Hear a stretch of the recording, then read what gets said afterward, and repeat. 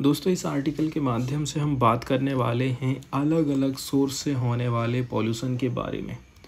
Particularly इस pollution को यदि हमें रोकना है, एनवायरनमेंट को बचाना है, तो इसके लिए हमारे पास में एक रेगुलेटरी एजेंसी होना चाहिए।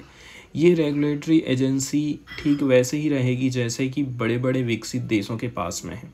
ये एजेंसी कौन कौन से काम करती है और भारत को कैसे करके ये मदद कर सकती है अपने क्लाइमेट जस्टिस को प्राप्त करने के लिए, इसके ऊपर हम चर्चा करने वाले हैं।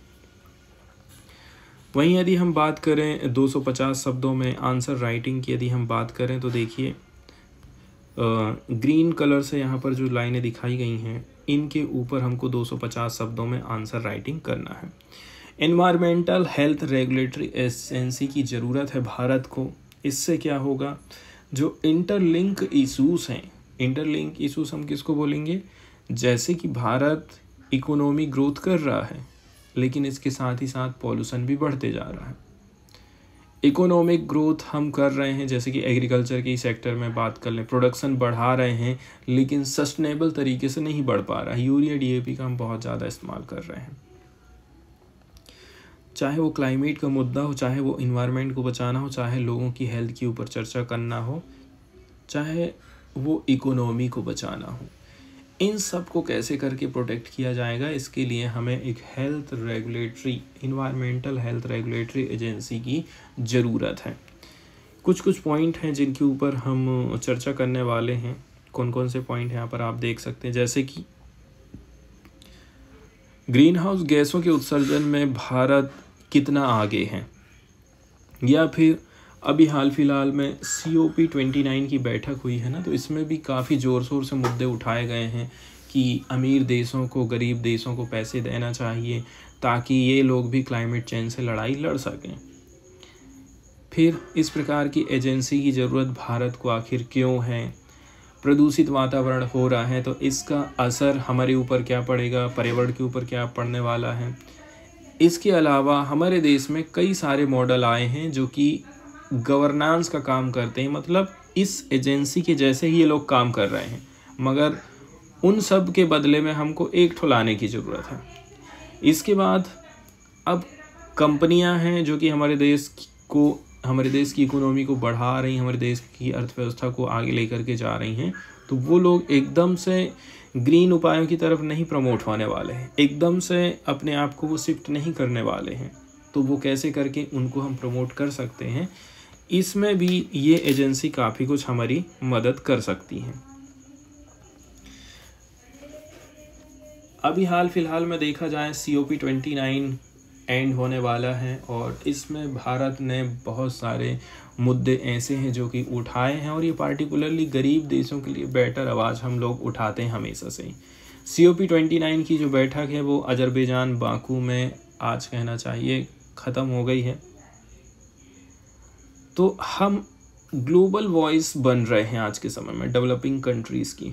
इंडिया कह रहा है कि हमें फाइनेंस आप प्रोवाइड करिए, डेवलप्ड नेशंस को बोल रहे हैं कि तुम लोग इतना पॉल्यूशन तो तुम ही लोग किए हो, तो एक काम करो, गरीब देश भी कुछ उपाय अपनाएंगे, ग्रीन टेक्नोलॉजी अपनाएंगे, बसेस चलाएंगे इलेक्ट्रिक वाली, ठीक है, या फिर बिजली से, पानी से बिजली पैदा करेंगे। तो इन सब के लिए उनके पास में टेक्नोलॉजी नहीं है, पैसा देंगे तो वो सब लोग करेंगे।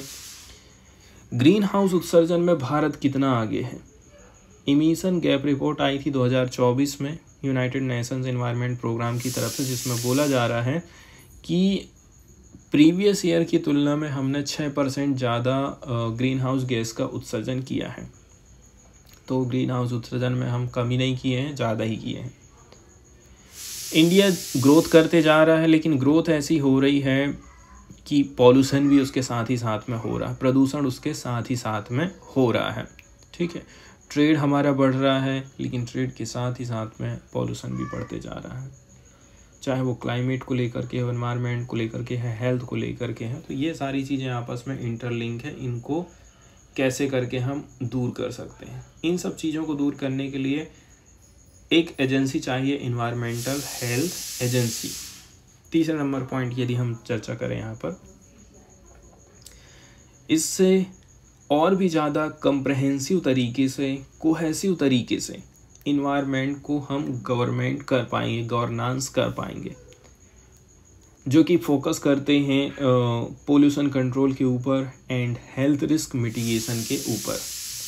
हम चाहते हैं कि और भी ज़्यादा हम बेटर तरीके से हमारे इन्वायरमेंट को रेगुलेट करें, ठीक है, पोल्यूशन कंट्रोल करें, हेल्थ रिस्क मिटिगेशन लेकर के आएँ। तो ये कैसे करके संभव है? ये एजेंसी के माध्यम से ही संभव है। फिर चर्चा करी जाती है कि जो प्रदूषित वातावरण होता है इसका क्या क्या असर हो सकता है। तो एपिडेमियोलॉजिकल स्टडीज़ कंडक्ट कराई गई थी अलग अलग स्टेट में, रूरल एरियाज़ में, अर्बन पॉपुलेशन में, एंड यहाँ से हमें बहुत सारी चीज़ें हेल्थ के ऊपर क्या इफ़ेक्ट पड़ा है, ठीक है, जैसे कि एयर में पॉल्यूशन है, वाटर में पॉल्यूशन है, सॉइल पॉल्यूशन है, तो इनका क्या असर पड़ सकता है, कौन कौन से नॉन कम्युनिकेबल डिजीज़ फैल सकते हैं। जैसे कि PM 2.5 पार्टिकुलेट मैटर की बात करें, जहाँ ज़्यादा प्रदूषण है, इसको सीधे सीधे रेस्पिरेटरी बीमारियों के साथ में जोड़ करके देखा जाता है। हृदय संबंधी रोग हो जाता है, खाना नहीं पचेगा, मेटाबॉलिक डिसीज़ हो सकता है। प्रेगनेंसी आउटकम सबसे इम्पोर्टेंट चीज़ ये है, प्रेगनेंसी में भी इसका असर पड़ता है, चाइल्ड की ग्रोथ रुक जाती है, ठीक है। मेंटल हेल्थ डिसऑर्डर हो सकता है। ऐसा नहीं है कि इसको हम हल्के में ले रहे हैं, इसका असर ना जो गरीब लोग हैं उनके ऊपर ज़्यादा पड़ता है। जैसे कि इसके अलावा जो बच्चे हैं, बूढ़े लोग हैं, फाइनेंशियली तौर पर देखा जाए कमज़ोर लोग हैं, वो लोग इसको ज़्यादा फेस कर रहे हैं, क्योंकि वो लोग इसका इलाज भी नहीं करवा पाते हैं, खाली बुखार ताप का ही इलाज हो पाता है। इसके बाद यदि हम बात करें गवर्नेंस मॉडल की, ठीक है, हमारे यहाँ पर ऐसा नहीं है कि हम इसको रेगुलेट नहीं कर पा रहे हैं, हमारे पास बहुत सारे गवर्नेंस के मॉडल चल रहे हैं। जैसे कि अलग अलग एजेंसी बनाई गई हमारे यहाँ पर, CPCB भी है, ठीक है, MOEFCC भी है। CPCB मतलब सेंट्रल पॉल्यूशन कंट्रोल बोर्ड भी है। फॉरेस्ट क्लाइमेट चेंज कि हमने एक अलग से मिनिस्ट्री भी बना के रखे हैं, इसके बावजूद भी हम देखेंगे इंटीग्रेटेड मैनर में हम चीज़ों को कंट्रोल नहीं कर पा रहे हैं। CPCB फोकस करता है पॉल्यूशन को कंट्रोल करने के ऊपर। इसके अलावा MOEFCC हैंडल करता है ब्रॉडर इन्वायरमेंटल पॉलिसीज़ के लिए। मिनिस्ट्री जो बनाई गई है, ठीक है, वो क्या काम करती है? इंटीग्रेटेड डिसीज सर्विलांस का काम करती है, मैनेजमेंट का काम करती है। तो मैनेजमेंट की एजेंसी अलग अलग हैं, अलग अलग उनके काम भी बांट दिए गए। लेकिन इसके बावजूद भी हम देखते हैं डिसकनेक्शन है, जैसे कि एनवायरनमेंट का मॉनिटरिंग कोई नहीं कर पा रहा है, हेल्थ इम्पैक्ट असेसमेंट कोई नहीं कर रहा है, एमिशन कंट्रोल के लिए कोई आगे नहीं आ रहा है, एंड साथ ही साथ यहाँ पर कोई भी no data flow across these ministries, एक मिनिस्ट्री दूसरी मिनिस्ट्री को डेटा नहीं प्रोवाइड कर रही, हम ऐसा कह सकते हैं।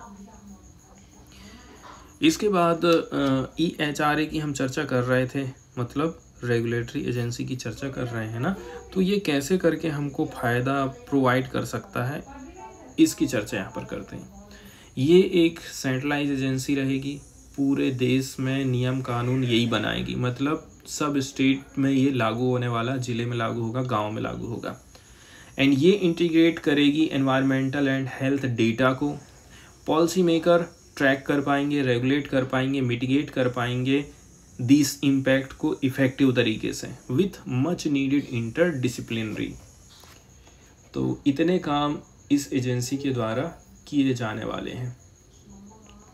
अब एक चीज़ और बोला जाता है कि कुछ एग्जाम्पल हैं जो कि हमको इंस्पायर कर रहे हैं, जैसे कि US एनवायरमेंटल प्रोटेक्शन एजेंसी आई है, जर्मनी की तरफ से फेडरल एनवायरनमेंट एजेंसी है, जापान की तरफ से मिनिस्ट्री ऑफ एनवायरनमेंट है जो कि सेंट्रल लेवल पर काम करती हैं, बेहतर फ्रेमवर्क तैयार करती हैं ताकि environmental management and public health protection का जो गैप है उसको पूरा किया जा सके। अब हम एनवायरमेंटल प्रोटेक्शन एजेंसी की यदि हम बात करें, इसकी अप्रोच की बात करें, तो इसमें बहुत सारे लॉट ऑफ ग्राउंड को कवर किया जाता है। किसके बाद?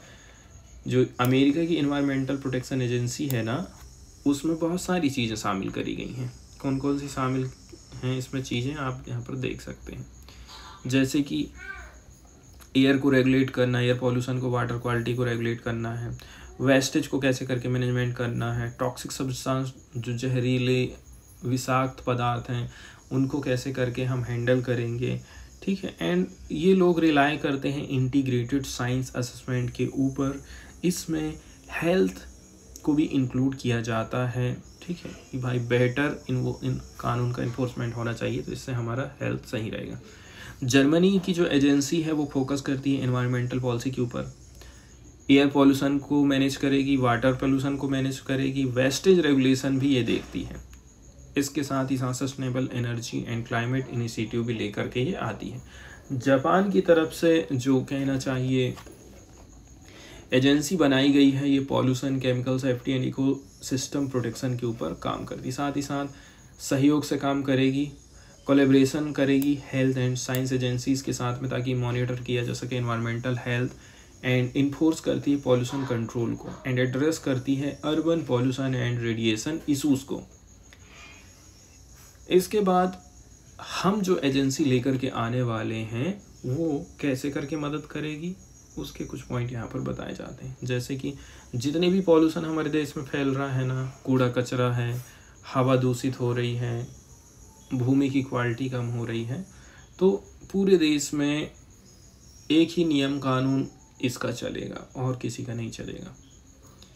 अकाउंटेबिलिटी का मैकेनिज्म इसमें आ जाएगा, है ना। इसके साथ ही साथ इंटरनेशनल जो संस्थाएं बनाई गई हैं उनके साथ में कोलैबोरेशन चलेगा, एंड अडॉप्ट किया जाएगा बेस्ट प्रैक्टिसेस को दैट सिमुलेटेशनली एड्रेस करेंगे हेल्थ एंड एनवायरनमेंट को। अब सबसे महत्वपूर्ण चीज़ हो जाती है, हम कोई भी संस्था बना रहे हैं, एजेंसी बना रहे हैं, तो डाटा एक महत्वपूर्ण हिस्सा होता है। Reliable and context specific data होना चाहिए, ठीक है। तो ये सारी चीज़ें यदि हैं हमारे पास में तो हम रिसर्च बेटर तरीके से कर सकते हैं। यहाँ तक कि कुछ जो ऑर्गेनाइजेशन है जैसे कि Indian council on medical research, ये प्रोवाइड करेगा कुछ इसेंशियल सपोर्ट, ताकि एनवायरनमेंट के हेल्थ के ऊपर हम रिसर्च कर सकें, क्या इम्पैक्ट पड़ रहा है, कैसे करके इसको रोका जा सकता है, सारा डाटा इस संस्था से हम ले सकते हैं। इसके अलावा हम जो एजेंसी लेकर के आ रहे हैं ये क्या काम करेगी, ये बोलेगी कि अब इंडिया बेटर तरीके से अडॉप्ट कर पाएगा evidence informed and science driven regulatory framework. साथ ही साथ कुछ स्टडीज़ हैं उनकी कमीशनिंग का भी ये काम करेगी, जैसे कि पुअर एयर क्वालिटी हो गया क्या कहीं, वेक्टर बोर्न डिसीज़ तो नहीं फैल रहा है, ठीक है, एंड ऑर्गेनिक केमिकल का जो इफ़ेक्ट है वो बना है कि नहीं बना है, कि ख़त्म हो गया है, हेवी मेटल का जो एक्सपोजर है, ठीक है, कैसे करके लैंड यूज़ पैटर्न चेंज हो रहा है, क्लाइमेट चेंज का क्या असर पड़ेगा हेल्थ सिस्टम के ऊपर, ये सारी चीज़ें भी इस एजेंसी के माध्यम से संभव होने वाली हैं। इसके बाद इंटीग्रेट करने की बात करी जाती है कि सबको आप जोड़ दीजिए, जो अलग अलग लोग काम कर रहे हैं उनको इकट्ठे हम लेकर के आएंगे। तो जितने भी जो सिग्निफिकेंट प्रोजेक्ट हैं जैसे कि अर्बन डेवलपमेंट का काम, इंफ्रास्ट्रक्चर की क्या प्लानिंग होगी, ठीक है, तो इससे डिसीजन मेकर क्या काम कर पाएंगे, अंडरस्टैंड कर पाएंगे, मिटिगेट कर पाएंगे हेल्थ रिस्क को, ठीक है, वो बढ़ना नहीं चाहिए, वो पैदा नहीं होना चाहिए, उसके पहले ही हमको समझ लेना है कि क्या चीज़ हो सकता है। अब एक चीज़ और ये ध्यान रखना है, ऐसा नहीं है कि एनवायरमेंटल का हम रेगुलेशन कर रहे हैं तो हमारी जो इकोनॉमिक ग्रोथ है वो रुक जाएगी। ये जो एजेंसी है सस्टेनेबल प्रैक्टिस अपनाएगी, इनोवेशन आएगा, ग्रीन जॉब क्रिएट होंगी एंड सपोर्ट किया जाएगा लॉन्ग टर्म फाइनेंशियल रेजिलेंस को।